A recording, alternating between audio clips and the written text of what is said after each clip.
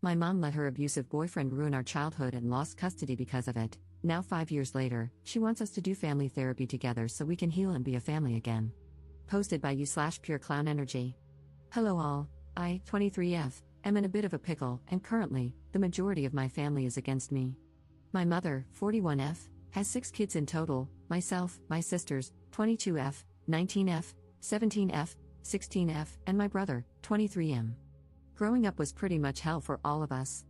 My mother never had a good track record of picking good men, and many times, my siblings and I witnessed her boyfriends beating or berating her. Her second boyfriend would often hit us when we were younger as well. There's a lot more to it, but then this post would be very long. However, about 5 years ago, my mother lost custody of my 3 younger sisters due to SA from her most recent ex-boyfriend. We didn't want our sisters in foster care, so my brother and I begged our grandmother to take them in until we could come up with a plan or take custody ourselves. Dramatic, I know, but in my eyes, it has always been my siblings and me against the world. My grandmother, the saint she is, took my sisters in and told my brother and me not to worry about getting custody because we should be focusing on our lives in college.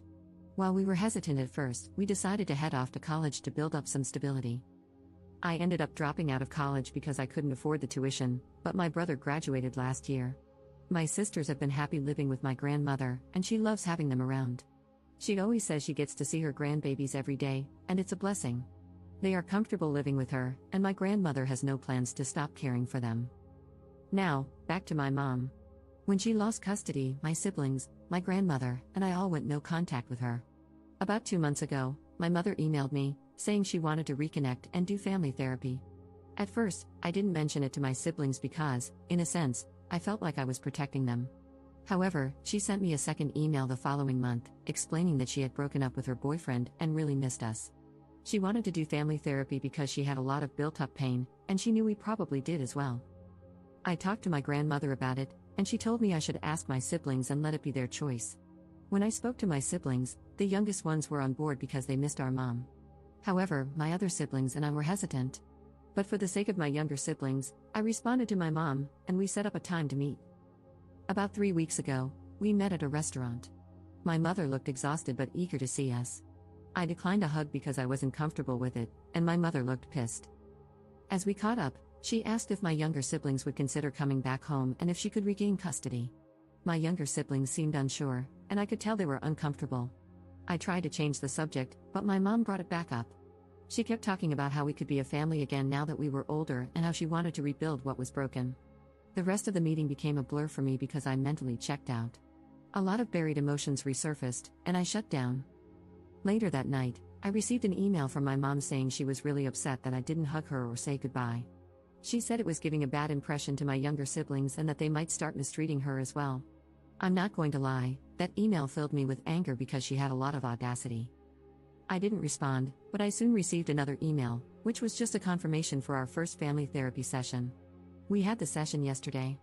It started with the usual introductory process and familiarization. Later in the session, my mom kept going on about how she did everything she could to protect us, etc. The silence from my siblings and me was loud, and the therapist asked how we felt about what she said. My other siblings stayed quiet. I wasn't planning on speaking either, but then my mom said something that made me snap. She told the therapist that I had told my siblings not to say anything because I wanted to turn them against her and that she had scheduled this session to bring us together, not tear us apart. At that moment, I lost it. I started screaming that she wasn't a good mother and that she did nothing to protect us. She constantly vented to me about her relationships and problems, which led me to internalize her issues as my own. She never protected my brother when her boyfriends beat him for trying to defend her or my sisters. She never even thought to report her ex when my sisters first came to her about the abuse they suffered at his hands. I went off about a lot of other things, but by that point, she was bawling, and so were my siblings. I told the therapist that if anyone was splitting the family up, it was her, with her stupidity, ignorance, and outright neglect. I was breathing heavily after my outburst, and looking back, I'm not proud of how I lost control. The therapist suggested we take a break, but I told them I was done.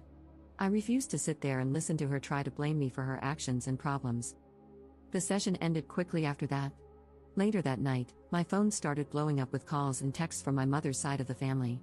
They berated me, saying I was a horrible person for hurting my mother and making her feel terrible. They ranted about how she was trying to turn over a new leaf and rebuild a relationship with us. After all the calls and texts, I've been feeling like a crappy person for what I said to my mom. So, honestly, am I the jerk here? Up in the comments.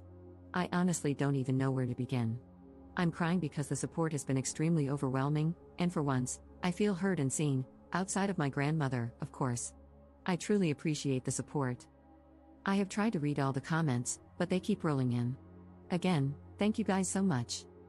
I will add some context since I didn't elaborate much before because I didn't want to type a novel and make anyone read so much. My grandmother, she is my mom's mom. She cut my mom off because my mom would constantly steal money from her or sneak boys into the house, knowing my grandmother wouldn't approve. My grandmother is an SA survivor of my grandfather, my mom's dad. She actually took him to court to get him arrested, which is why she is essentially the black sheep to the majority of our family. My grandmother explained to me when I was much older that our family has a lot of SA history involving family members. Our family is highly religious and believes that we should pray over them every day to heal them. Why I felt awful, my mother is also a victim of abuse, and I felt like a hypocrite for calling her out and saying what I did, as if I wasn't taking her abuse into account. However, as many of you have mentioned, even as a victim, she still allowed the abuse to happen. I think reading that is what made me start crying. My siblings and I never got counseling because we just thought it was our fault that we experienced the abuse. In our past conversations, we often try to carry the burden of not protecting our mom more. My mom's side of the family, they are enablers and abusers themselves. My grandmother has countless stories about them. I feel as though a part of them wants my siblings and me to make up so we can appear to be a happy family. They have a serious issue with appearances. My siblings, my brother is the real star of the show, honestly. Before we even made it to the first session, he told my youngest sister that our mom would probably say a lot of things, but if she wasn't ready to talk or if she wanted solo therapy, he would pay for it in full. After the session, she decided to go for it because she has a lot of complicated feelings about our mom. My other sisters are still emotionally distraught. They thanked me for speaking the truth and saying what needed to be said. They said they couldn't say anything because they didn't know how to word it. Like me, they didn't want to be cruel. I truly appreciate all of the comments and the reassurance.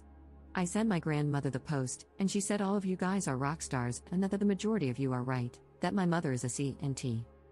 If you guys have any more questions, please feel free to ask. This has been a huge step for me in getting my own therapy because I let a lot of this build up over the years. My tangent to my mom went on for a few minutes before I had to stop because I was so pissed. Update 1 day later. Hey all, update for those who wanted it. Also, heavy abuse trigger warning because I will get emotional and vent a bit later on in this update. If you are a childhood abuse survivor, I wouldn't recommend reading past this since it could possibly be triggering. My siblings and I have decided to go no contact with our mother for good. It was a hard conversation this morning, and I felt like a jerk again. I felt like my outburst persuaded them to make that decision so I wouldn't be upset with them. Yet they reassured me throughout the whole conversation that they didn't like that she didn't even apologize, even when she had the opportunity to. My siblings and I are still struggling with the fact that she won't change, and she probably never will. The driving force for it was the email I got from my mother at 4 a.m. today. I copied and pasted it here.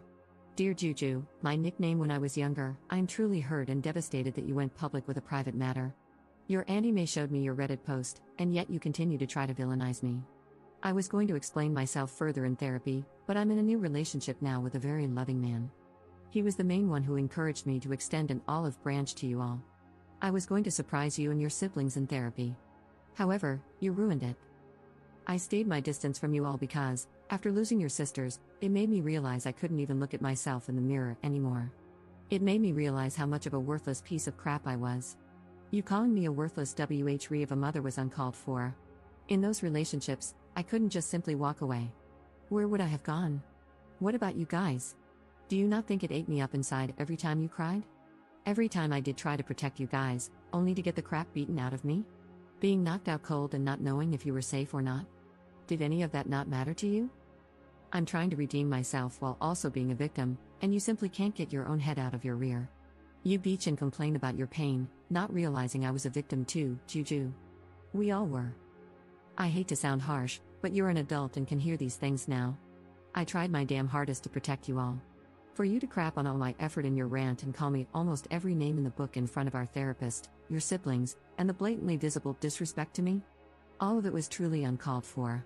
I will not have contact with you until you apologize to me for what you said. You broke my heart, Juju, but Mama still loves you. And me going no contact with you is to show that you can't just hurt someone because you yourself are hurting. I will be over to see your sisters later at my mom's place to talk one-on-one with them. I would appreciate it if you were there to apologize.